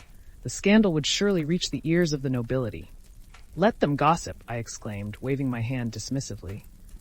What is life without a little scandal? Besides, I'm a man of wealth and charm. They shall only envy our joy. Yet, as the laughter faded, I could feel the weight of reality pressing down once more. My rival was not merely a nuisance, he was a threat, and I knew that I had to confront him head-on. Isabella, I said, my tone turning serious, we must devise a plan to deal with my rival. He will not rest until he has what he believes is his. Her expression shifted, the light in her eyes dimming slightly. What do you propose? I shall challenge him to a public debate, a contest of wits, I replied, my voice steady. Let the people of Venice decide who is worthy of your affection. Isabella's eyes widened, and I could see the flicker of doubt in her gaze. But what if he embarrasses you? Then I shall simply dazzle them with my charm, I declared, a confident grin spreading across my face. After all, I am Casanova, a man of many talents, she chuckled, though I could sense her concern. Very well, but you must promise me that you will not act recklessly. Your safety is paramount. I promise, I said, taking her hands in mine, feeling the warmth of her skin against my own. Together, we will navigate this challenge and emerge victorious. The next day, I set my plans in motion. Word spread quickly through the canals, and soon the citizens of Venice were abuzz with anticipation. A public debate between Casanova and my rival would be held in the Grand Piazza, a spectacle that would draw the nobility and common folk alike. As the day approached, I prepared myself, honing my arguments and practicing my delivery. I envisioned the crowd before me, their eyes wide with curiosity as I captivated them with my charm and eloquence. I would not just defend my love for Isabella, I would showcase the very essence of who I was, a man of passion, intellect, and undeniable allure. The day of the debate arrived, and I stood in the piazza, the sun shining brightly above. The air was thick with excitement as the crowd gathered, eager to witness the spectacle unfold. I could see Isabella in the front row, her eyes fixed on me, a mixture of pride and concern etched across her face. "Ladies and gentlemen of Venice," I began, my voice ringing clear. "Today, we gather not merely to discuss matters of the heart, but to celebrate the beauty of choice and the power of love." The crowd erupted in applause, and I could feel the energy surging through me. I turned to my rival, who stood across from me, a smug expression plastered on his face. "You may believe that love is a conquest," I continued, "but I stand here to remind you that true love is a partnership, a dance between two souls." He scoffed, but I pressed on, weaving my words with care. I spoke of the importance of mutual respect, of shared dreams and aspirations, how love flourished in an environment of trust and admiration. With each word, I felt the crowd leaning in closer, captivated by my passion. As I glanced at Isabella, I saw her nodding, a smile playing on her lips. The connection we shared filled me with confidence, and I continued to elaborate on the joys of love, the adventures we could embark upon, and the beautiful tapestry that life could weave when two hearts came together. But my rival was not to be outdone. He stepped forward, his voice dripping with condescension. "Casanova, you speak of love as if it were a game, but love is a prize, and the strongest shall always claim it." I could feel the tension in the air, a palpable energy that electrified the crowd. "But what good is a prize if it is not cherished?" I countered, my voice steady. "Isabella is not a possession to be won. She is a flame that ignites the heart, a muse that inspires creativity." The crowd erupted in applause, and I could sense the tide of opinion shifting in my favor. My rival's expression darkened, and I pressed on, weaving tales of our adventures, our dreams of exploration, and the joy of shared laughter. As the debate continued, I felt the weight of the moment. I was not just defending my love. I was challenging the very notion of how love should be perceived. It was not a conquest, it was a journey, a partnership forged in trust and respect. Finally, after what felt like an eternity, I concluded my arguments with a flourish. Let us remember that true love is a dance, a shared journey through life's beautiful chaos. It does not belong to the strongest, but to those who cherish it most. The crowd erupted into cheers, and I turned to see Isabella beaming with pride. In that moment, I knew that no matter the outcome, I had fought for our love with every ounce of passion within me. My rival stepped back, his expression a mix of disbelief and anger. He had underestimated the power of true love, and as I scanned the crowd, I could see the admiration in their eyes. They had witnessed not just a debate, but a celebration of love itself. As the final applause echoed through the piazza, I turned to Isabella, my heart racing. Did I do it? Did I win? She rushed toward me, wrapping her arms around me in an embrace that felt like home. "You were magnificent," she exclaimed, her eyes sparkling with joy. "You truly captivated them." But just as we began to celebrate, my rival stepped forward once more, his voice low and threatening. "This isn't over, Casanova.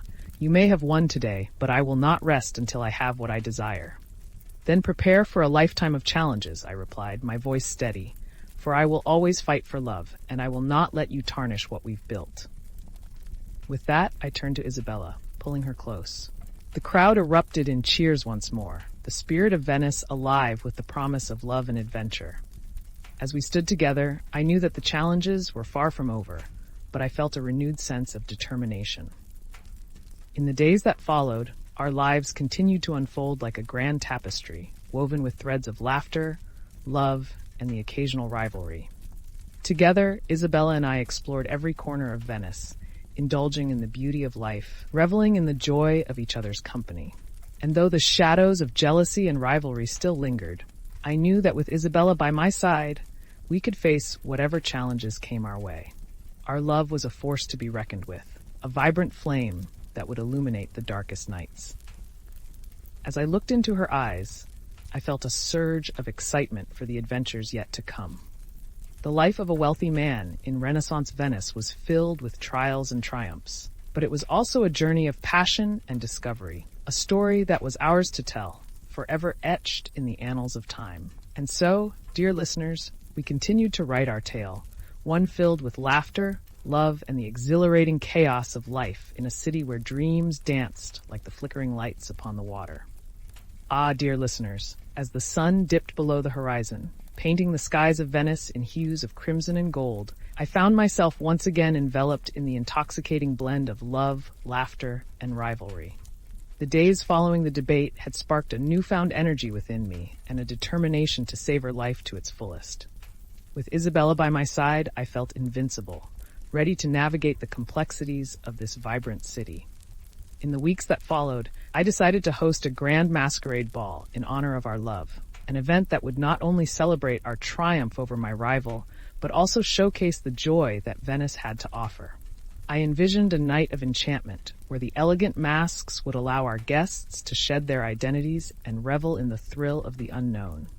As the preparations unfolded, I enlisted the help of my trusted friend, Giovanni. "This masquerade shall be an affair to remember," I declared, my eyes gleaming with excitement. "We will transform my palazzo into a wonderland of mystery and allure." Giovanni chuckled, his brow raised. "And what of the guest list? Shall we invite your dear rival to join the festivities? It would make for quite the spectacle." "Ah, but I would prefer to keep the focus on love and laughter," I replied, waving my hand dismissively. "Let him stew in his own jealousy. This evening is for celebrating the beauty of life, not for indulging in rivalries."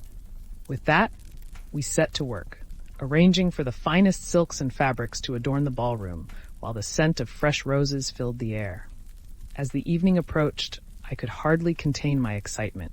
The anticipation crackled in the air like electricity, and I knew this would be a night to remember. On the evening of the ball, my palazzo glimmered with candlelight, each room transformed into a realm of mystery and magic.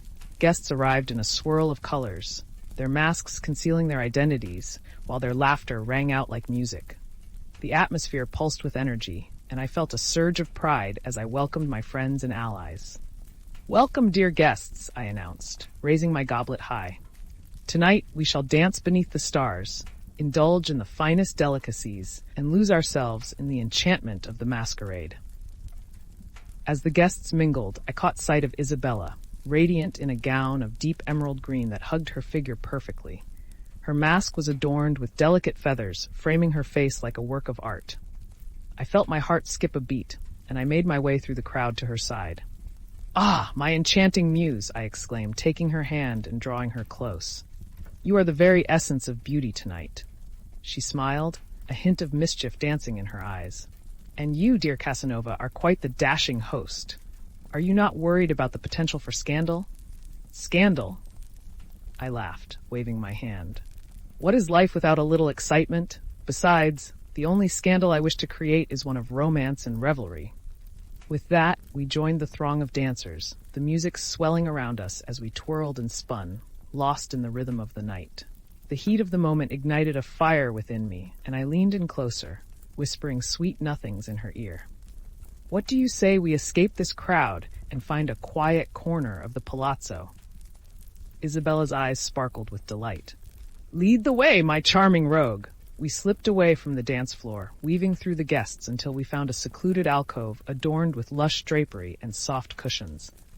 The sounds of laughter and music faded into the background, leaving only the gentle hum of the night. As we settled onto the cushions, I turned to her, my heart racing. "Isabella, I cannot express how much joy you bring to my life. To share this evening with you is a treasure I will cherish forever." "Your words are like poetry," she replied, her eyes glimmering with warmth. "But tell me, what adventures do you envision for us beyond this masquerade?" "Ah, the world is vast, my dear," I said, leaning in closer. "I dream of sailing to distant shores, exploring the vibrant markets of Istanbul, and dancing beneath the stars in the vineyards of Tuscany. With you by my side, every adventure will be a masterpiece, painted with the colors of passion and joy." Her laughter filled the alcove, and I couldn't help but marvel at how effortlessly we connected. You speak of far-off lands as if they are merely a day's journey away, she teased. But our lives here are just as rich and vibrant. Indeed, but the heart craves exploration, I replied, my voice earnest. Yet I would not trade the moments we share here for anything. They are the very essence of my joy. As we shared our dreams and desires, the warmth of the evening enveloped us like a cocoon. I leaned in closer, feeling the irresistible pull of attraction. May I steal a kiss from my beautiful muse? Her smile was all the invitation I needed, and I brushed my lips against hers, feeling a spark ignite between us. The kiss deepened, filled with longing and heat, and in that moment, the world around us faded away. But our stolen moment was interrupted by a loud commotion from the ballroom, breaking the spell we had woven. I pulled away reluctantly, glancing toward the sound. What on earth could that be? Just then, Giovanni appeared, his eyes wide with urgency. Casanova, you must come quickly. There's been an incident. I rose to my feet, my heart racing. What sort of incident? Your rival, he said, breathless. He has arrived and is causing quite the scene. With a sense of foreboding, I followed Giovanni back into the ballroom, where chaos had erupted. My rival stood at the center of the room, his voice booming as he confronted our guests. I have come to reclaim what is rightfully mine, he declared, his eyes darting around the crowd. The room fell silent, all eyes turning to me. I could feel Isabella's presence behind me, her hand resting on my shoulder, offering silent support. What do you want, my friend? I called out, my voice steady despite the tension in the air. I have come to remind you all that love is not a game, he shouted, pointing an accusatory finger at me. Casanova may charm you with his words, but I am the man who truly deserves Isabella's heart. Deserve, I scoffed, stepping forward. Love cannot be claimed or deserved. It is earned through trust, respect, and shared dreams. You have shown neither. The crowd murmured, and I could sense the shift in their perception. I had faced my rival before, but this time felt different. I was not just defending my love. I was defending the very essence of what love truly meant. He stepped closer, his expression darkening. You think you can win her heart with mere words? I will show you the folly of your arrogance. Before I could respond, he lunged forward, and the crowd gasped as I instinctively stepped back, ready to defend myself. Enough, I shouted. If you seek a fight, then I will not back down. But let us not disgrace this evening with violence. The tension hung thick in the air, and I felt the weight of the crowd's gaze upon us. I turned to Isabella, who stood behind me, her eyes wide with concern. Stay back, my dear. This is between us. Casanova, please, she pleaded, stepping forward. Let's not give him the satisfaction of a fight. But my rival was undeterred. Let us settle this once and for all, Casanova. A duel of honor, as men should. I weighed my options, the fire of determination burning in my chest. Very well, I replied, my voice steady. But I suggest we do it not with swords, but with words. A public debate, as we did before. Let the citizens of Venice decide who is worthy. He hesitated, his bravado faltering for just a moment. And if you lose? Then I shall step aside, and you may pursue Isabella freely, I replied, my heart racing. But if I win, you will forever leave us be. The crowd murmured, and I could see the glimmer of interest in their eyes. My rival weighed the implications, and after a moment he nodded, a begrudging respect flickering in his gaze. Very well, Casanova. Let us engage in this contest of wits. And so it was settled. The date was set for the following week, and the anticipation was palpable. As the crowd began to disperse, I felt a mix of excitement and apprehension. The stakes had never been higher, and I knew that the upcoming debate would be a test not just of my charm, but of my resolve. That night, as I sat with Isabella in the quiet of my study, I took a deep breath, the weight of the world resting upon my shoulders. I will not let him take what we have, I said, my voice firm. I will stand for our love, no matter the cost.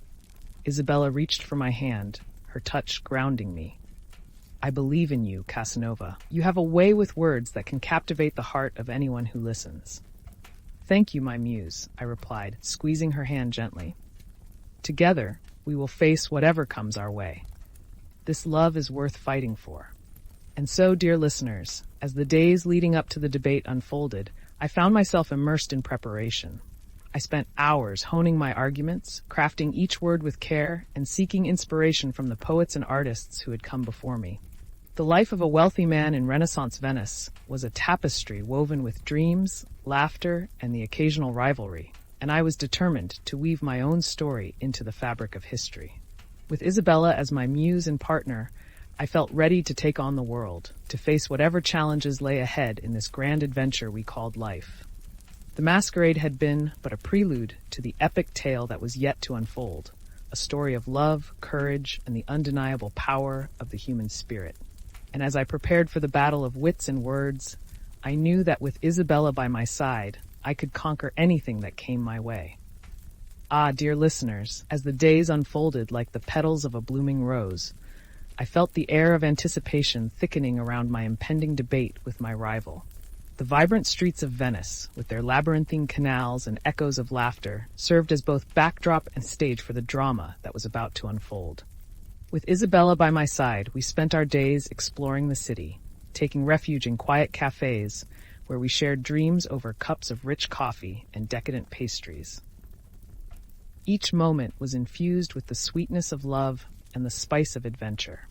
Yet, beneath the surface, I could feel the weight of the upcoming contest pressing upon me like the heavy velvet curtains drawn closed at the end of a performance. During one particularly enchanting afternoon, we found ourselves seated at a quaint little cafe along the Grand Canal. The sun spilled golden light across the water, and gondolas glided by like graceful swans. I looked into Isabella's eyes, marveling at the way they sparkled with the reflections of the canal. What do you think, my dear? Should I don a mask for the debate? Perhaps a splendid one adorned with feathers?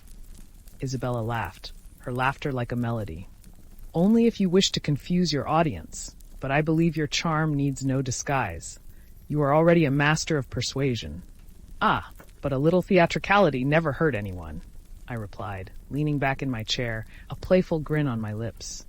Imagine the spectacle, a debate where the participants are masked and the audience must guess who speaks the truth. Or perhaps you could simply win by the merit of your arguments, she suggested, her smile teasing. Though I must admit, the thought of you in a flamboyant mask is quite amusing. We shared another round of laughter, and I felt the tension of the upcoming debate begin to melt away. It was moments like these, filled with light and joy, that reminded me of the beauty of our connection. Yet, even as I reveled in the warmth of her presence, I knew that my rival would not take my challenge lightly. As the day of the debate drew closer, I spent my evenings in preparation, poring over books of philosophy and rhetoric, honing my arguments until they gleamed like Venetian glass. Giovanni, ever the loyal friend, joined me in my endeavors, offering his wisdom and insight. Remember, Casanova, he advised, it is not merely what you say, but how you say it. Charm the crowd, and they will follow you like moths to a flame. Ah, Giovanni, you make it sound so easy, I replied, shaking my head with a grin. But I fear that my rival will come armed with more than just words. He will use every trick in the book to undermine me. Then let us turn the tables, Giovanni suggested, his eyes sparkling with mischief. If he seeks to intimidate, you shall dazzle. Use your charm to disarm him. After all, you are the Casanova of Venice. As the day of the debate finally arrived, the Grand Piazza was abuzz with excitement. Banners fluttered in the breeze, and citizens gathered in throngs, eager to witness the spectacle. I could feel the energy pulsating through the air, a tangible current that quickened my heartbeat. Dressed in a tailored suit of rich navy blue, embroidered with gold threads that caught the light, I made my way to the stage. The crowd surged around me, their eyes filled with curiosity and anticipation. I caught sight of Isabella in the front row, her expression a mix of pride and apprehension. My heart swelled at the sight of her, a reminder of why I was fighting this battle. Ladies and gentlemen of Venice, I began, my voice ringing with confidence.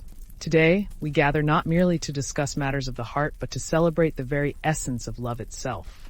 I stand before you not just as a man, but as a lover, a dreamer, and a believer in the power of connection. The crowd erupted in applause, and I could see my rival scowling from across the stage, his demeanor a stark contrast to the enthusiastic cheers of the audience. Let us remind ourselves, I continued, that love is not a possession to be claimed, but a treasure to be nurtured. As I spoke, I felt the warmth of Isabella's gaze upon me, fueling my passion. I wove stories of our shared dreams, our visions of exploration, and the beauty of partnership. Each word was crafted with care, a testament to the love I held for her. But my rival was not one to remain silent for long. He stepped forward, a smug grin on his face. Casanova, you may weave tales of romance, but love is ultimately a conquest. It is the strongest who wins the heart, not the one with the fanciest words. Ah, but what good is a conquest that lacks respect? I countered, my voice steady. True love is built on trust, admiration, and a mutual desire to uplift one another. The crowd murmured, their attention shifting as they weighed the implications of my words. I could see doubt flickering in my rival's eyes, and I pressed on, feeling the energy of the room shift in my favor.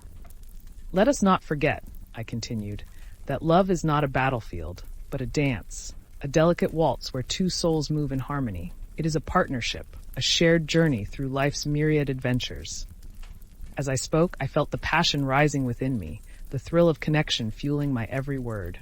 I glanced at Isabella, and the warmth of her smile filled me with resolve. Together, we can create a masterpiece, a tapestry woven with laughter, joy, and the beauty of shared dreams. My rival scoffed, but I could see the tide turning. The crowd was captivated, and I felt the energy of their admiration washing over me. What say you, my friends? I called out, looking toward the audience. Shall we choose love that inspires or conquest that diminishes? The crowd erupted in cheers, and I could feel my heart swell with triumph. My rival's face fell, and I sensed his frustration mounting. You may have charmed them today, Casanova, he spat, his voice laced with venom. But I will not rest until I have what is rightfully mine. Yours? I replied, incredulous. Isabella is not a possession to be claimed. She is a woman of strength and spirit, deserving of respect and admiration. With that, I turned back to the crowd, my voice resolute. Let us remember that true love flourishes in an environment of care and understanding. If we are to honor the bonds we share, we must choose love over rivalry. The applause that erupted filled the air, and I felt a rush of exhilaration. My rival was visibly rattled, and I could sense the shift in momentum. I pressed on, weaving stories of love, hope, and the beauty of connection, each word resonating with the hearts of those gathered before me. As the debate neared its conclusion, I felt an overwhelming sense of purpose. I was not just speaking for myself. I was speaking for anyone who had ever fought for love, anyone who had dared to dream. We are all capable of love, and it is through our choices that we shape the world around us, I declared, my voice ringing clear. Let us choose to uplift one another, to celebrate love in all its forms. With that, I stepped back, my heart racing as the crowd erupted into cheers, their voices rising in a chorus of approval. I turned to Isabella, who beamed with pride, and in that moment, I knew that I had not only fought for my love, but had also made a statement about the very essence of love itself. As the applause continued to echo, my rival stepped back, his anger morphing into begrudging respect. You may have won this round, Casanova, he muttered, his voice low, but I will not give up so easily. Then prepare yourself for the long game, I replied, my tone steady, for love is a journey, and I will not waver. As the crowd began to disperse, I stepped down from the stage, my heart racing with exhilaration. Isabella rushed toward me, her eyes sparkling with admiration. You were incredible, she exclaimed, throwing her arms around me in a warm embrace. You spoke from your heart, and it resonated with everyone. Ah, my muse, I said, pulling back to look into her eyes. It was only with your support that I found the courage to speak my truth. The evening continued with a celebratory feast, laughter and joy filling the air as we shared stories and toasted to our victories. I felt a sense of camaraderie among my friends, a bond forged in the fires of competition and love. As the night wore on, I found myself reflecting on the challenges we had faced. My life as a wealthy man in Renaissance Venice had been filled with trials and triumphs, yet I had emerged stronger and more resolute than ever. With Isabella by my side, I knew that we could conquer any obstacle that lay ahead. In the days that followed, we continued to explore the vibrant city, embracing the warmth of the sun and the beauty of our surroundings. We visited art galleries, strolled through bustling markets, and indulged in the finest cuisine that Venice had to offer. Each moment was a treasure, a reminder that life was meant to be lived fully, with passion and purpose. Yet, Even amidst the joy, I remained aware of the shadows that lingered. My rival had not been defeated. He was merely biding his time, waiting for the right moment to strike. I knew that I had to remain vigilant, for the pursuit of love was often fraught with challenges. One evening, as we sat together in my study, I turned to Isabella, my heart heavy with contemplation. I cannot shake the feeling that my rival will not rest until he has caused us trouble again. We must be prepared for whatever comes next. Isabella nodded, her expression serious. I understand, but we must not let fear dictate our lives. Love is worth fighting for, and we must continue to live fully, regardless of the threat he poses. Wise words, my dear, I replied, leaning closer to her. Together, we will face whatever challenges arise, and I will not let anyone come between us. And so, dear listeners, as the days turned into weeks, I continued to navigate the complexities of life in Venice. The vibrant city served as both playground and battleground, filled with laughter, love, and the ever-present specter of rivalry. With Isabella by my side, I felt emboldened, ready to embrace whatever adventures awaited us. As I looked out over the shimmering canals, I knew that our story was far from over. The life of a wealthy man in Renaissance Venice was a tapestry woven with the threads of passion, courage, and the indomitable spirit of love. And as I prepared for the next chapter of our journey, I felt a rush of excitement, ready to embrace the chaos and beauty that lay ahead. Ah, dear listeners, as the sun rose over the enchanting canals of Venice, its golden rays illuminating the cobblestone streets, I felt the pulse of the city resonate within me. The vibrant life of Venice thrummed like a lute string, and I, as its devoted son, was ready to embrace the joys and trials that lay ahead. The days following the debate had filled me with renewed vigor. I had triumphed not only over my rival, but had also affirmed the very essence of love, something that was far more precious than mere possession. Isabella and I had spent our time exploring the city's hidden gems, our laughter echoing through alleyways adorned with vibrant murals, and our hands intertwined as we wandered along the canals. One afternoon, as we strolled hand in hand through the bustling Rialto market, I marveled at the vibrant tapestry of life around us. Merchants called out, hawking their wares, fresh fruits, silks, and exotic spices from far-off lands. The air was thick with the scent of basil and the sound of laughter, and I turned to Isabella, a playful grin on my lips. What say you, my enchanting muse? Shall we procure some treasures for our next dinner soiree? Her eyes sparkled with delight. I would love nothing more. Let us create a feast that will leave our guests enchanted. With that, we set off to gather ingredients worthy of a banquet fit for the gods. We sampled juicy figs and sweet honey, vibrant peppers, and fresh seafood. Each stall we visited became a stage for our playful banter, and I found myself delighting in her laughter as she tried to haggle with the vendors, her charm rendering them utterly disarmed. You drive a hard bargain, my dear, I teased, watching her negotiate for a basket of ripe tomatoes. I fear they may offer you their entire stock just to see that smile. Perhaps I should take up the art of negotiation as a career, she laughed, her cheeks flushed with excitement. But only if you promise to be my charming partner in culinary escapades. Ah, a partnership forged in the fires of the kitchen, I declared dramatically. What a tale that would be to tell. As we returned to my palazzo, laden with our bounty, I felt a sense of contentment wash over me. The anticipation of our soiree filled the air, and I began to envision the evening ahead, a gathering of friends, laughter, and the delicious aroma of food wafting through the halls. That evening, as the guests began to arrive, my palazzo transformed into a haven of warmth and festivity. Candlelight flickered throughout the grand dining hall, illuminating the intricate tapestries that adorned the walls. A long table was set, adorned with fresh flowers and an array of delectable dishes that we had prepared together. "Welcome, dear friends," I announced, raising my goblet in greeting. "Tonight, we celebrate not only the bounty of Venice, but the joys of friendship and love." The guests erupted in cheers, filling the room with laughter and anticipation. I watched as Isabella moved gracefully among the crowd, her laughter infectious, and I couldn't help but feel a swell of pride. She was not just my partner in the kitchen, she was the heart of the evening. As the night progressed, we indulged in a feast fit for nobility. Succulent seafood, rich risottos, and pastries that seemed to dance upon the tongue. The conversation flowed as freely as the wine, and I relished each moment, sharing stories of my escapades, while Isabella enchanted our guests with her wit and charm. "Do tell us more about your daring adventures, Casanova," a noblewoman called out, her eyes sparkling with curiosity. "Oh, but dear lady," I replied, feigning modesty, "it is the adventures of my enchanting companion that truly captivate my heart. Just the other day, she managed to charm a dozen merchants into giving us the finest ingredients for this very feast." Laughter erupted around the table, and Isabella rolled her eyes playfully. "Only because I had an excellent teacher." After dinner, we moved to the drawing room, where music filled the air as guests began to dance. I took Isabella by the hand, leading her onto the floor.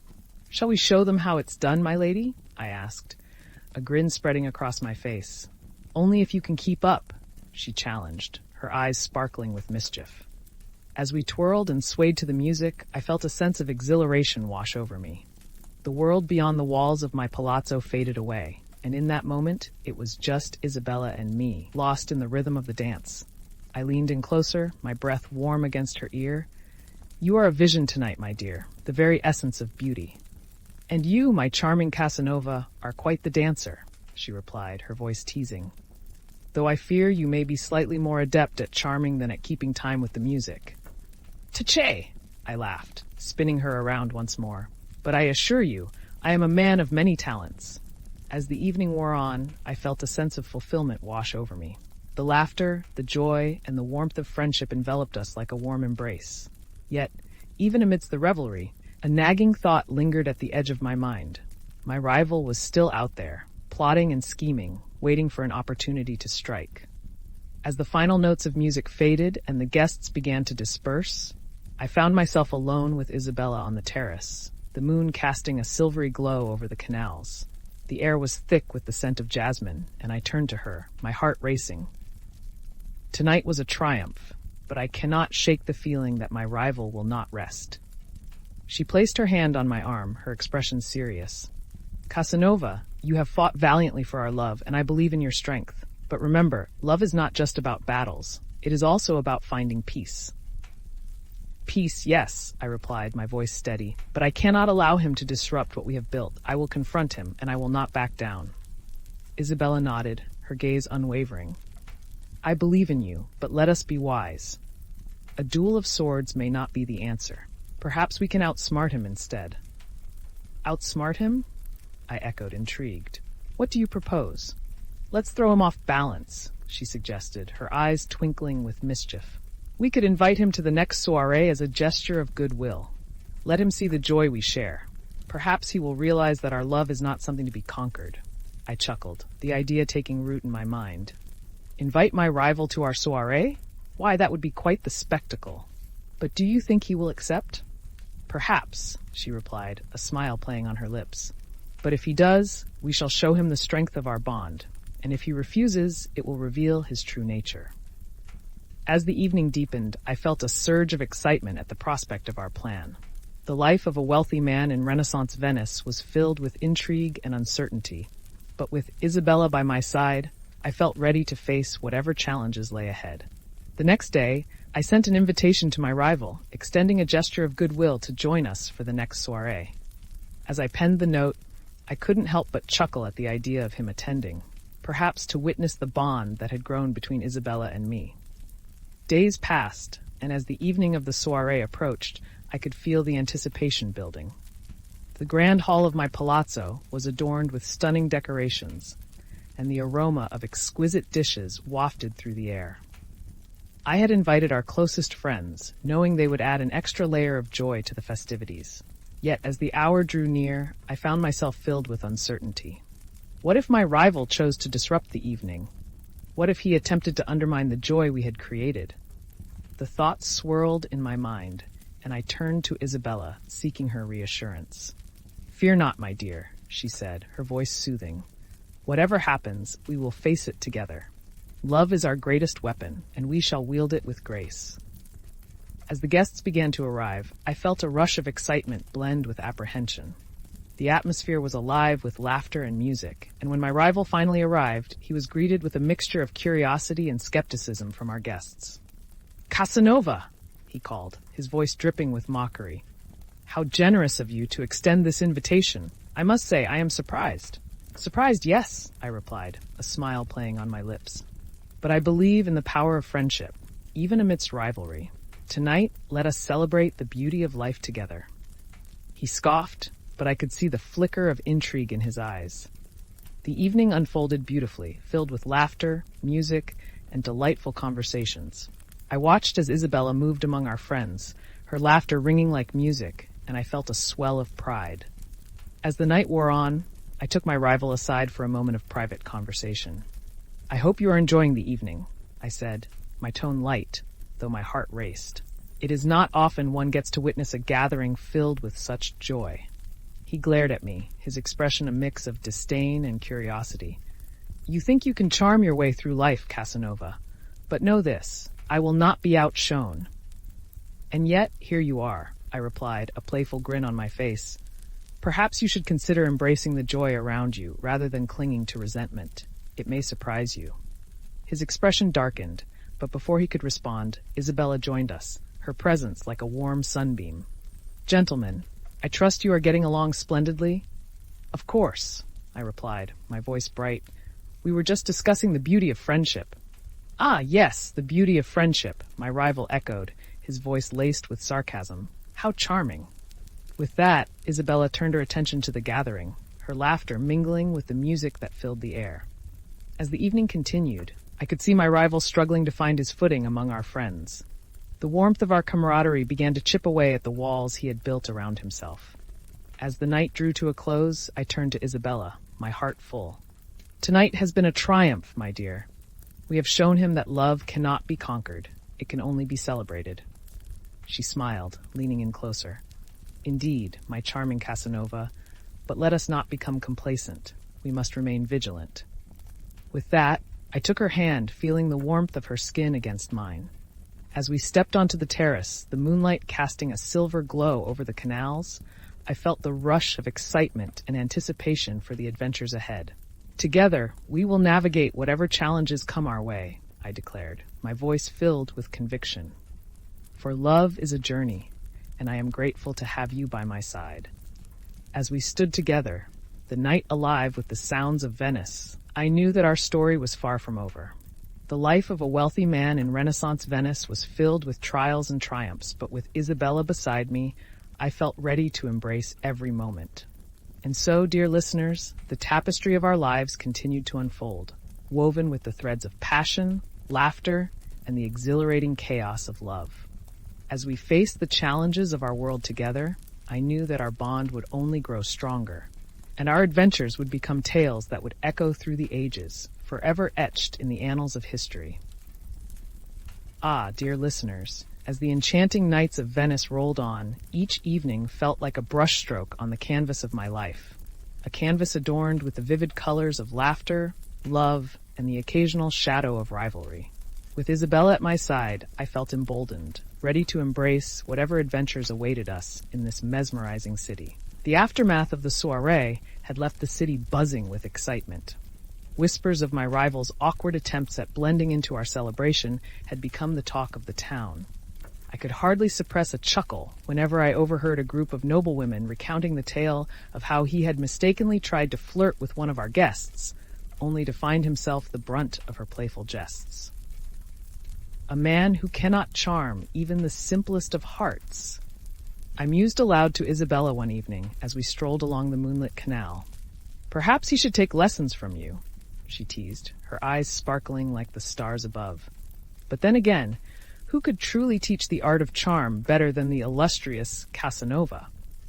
"Flattery will get you everywhere," I replied, grinning as I leaned closer, the scent of her hair mingling with the salty breeze. "But let us not forget that even the most charming of men must remain vigilant. My rival may be down, but he is far from out." The very thought of him lurking in the shadows sparked a flicker of tension in my heart, yet I refused to allow it to overshadow the joy I shared with Isabella. Life was too rich and too vibrant to be dulled by the threats of jealousy. As the days passed, I decided that it was time to host another gathering, a dinner that would not only celebrate our triumphs, but also showcase the beauty of friendship and love. I envisioned a grand banquet, one that would bring together our closest friends, artists, and intellectuals, and where laughter would fill the air like sweet music. "Giovanni!" I called, summoning my trusted friend, who was already in the midst of planning the next soiree, eager to lend his talents to the cause. "We shall host a dinner that will be the talk of Venice, a feast for the senses." "Ah, let me guess," he replied, a grin spreading across his face. "You wish to impress the lovely Isabella even further?" "Indeed," I declared, feigning seriousness, "but also to showcase my culinary prowess and win over the hearts of our guests. We shall have fresh seafood, rich risottos, and a selection of wines that will make even Bacchus envious." As the preparations began, I could feel the excitement building. The bustling kitchen became a stage for culinary experimentation, and I found myself reveling in the art of cooking alongside Isabella, who added a touch of magic to every dish we prepared. "Do you think our guests will appreciate my secret ingredient?" I asked, stirring a pot of risotto with exaggerated flair. "Which ingredient is that?" she inquired, her brow raised in playful curiosity. "Why, the essence of charm, of course," I replied, winking at her. "A sprinkle of charisma and a dash of humor, essential for any dish." She laughed, shaking her head. "You are incorrigible, Casanova, but I must admit it is your charm that makes this kitchen sparkle." The evening of the dinner arrived, and my palazzo glimmered with candlelight, casting a warm glow over the long table adorned with exquisite dishes and vibrant flowers. Guests began to arrive, and the atmosphere filled with laughter and merriment. As I welcomed each guest, I felt a swell of pride at the vibrant life we had created together. "Ah, Casanova, you outdo yourself with every gathering," one guest exclaimed, raising a goblet in toast.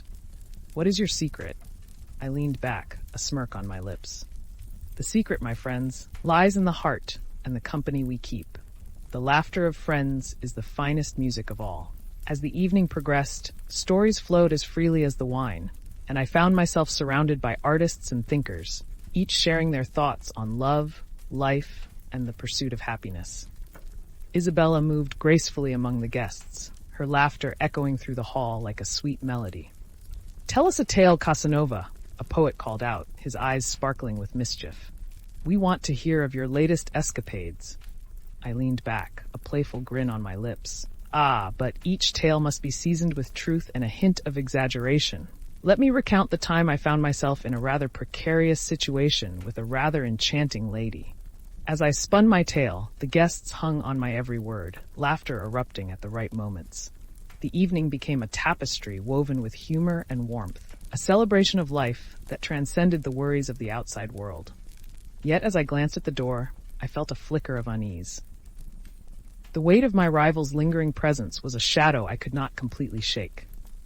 Just as I was about to push the thought aside, the door swung open, and in strode my rival, a smirk on his face that belied his intentions.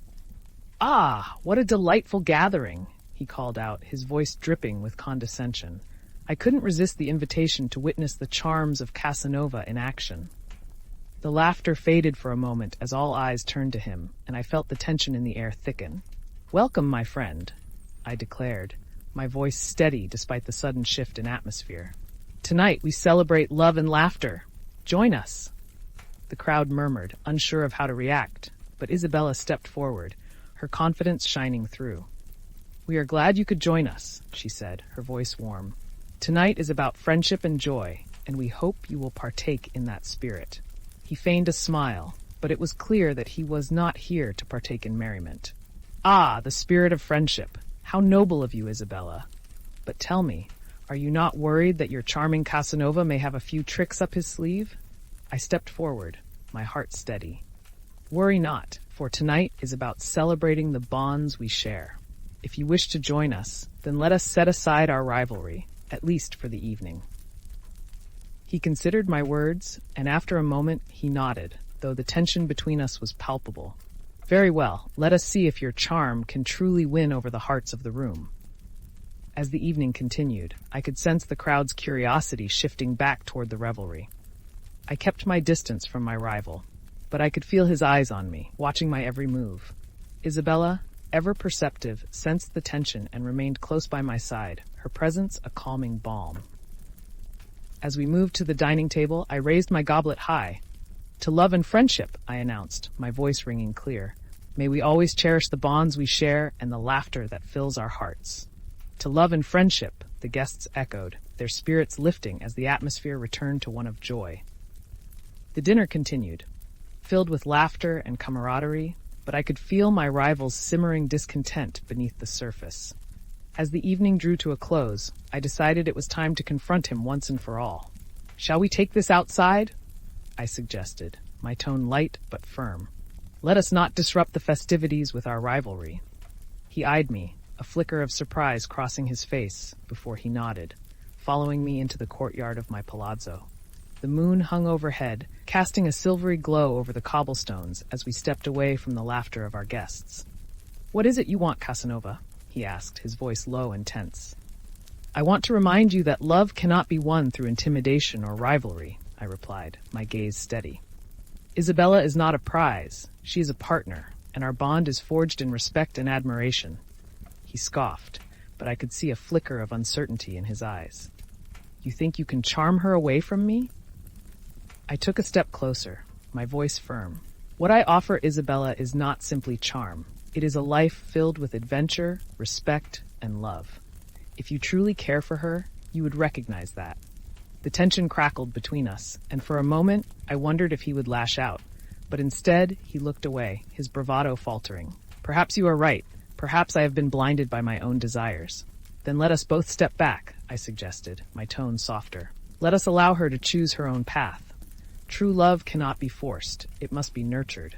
He nodded slowly, the weight of the moment settling over us. "Very well. I will not interfere." With that, I extended my hand, and after a moment of hesitation, he took it. In that brief gesture, an unspoken truce was formed, a recognition of the complexities of love and rivalry. As we returned to the festivities, I felt a sense of relief wash over me.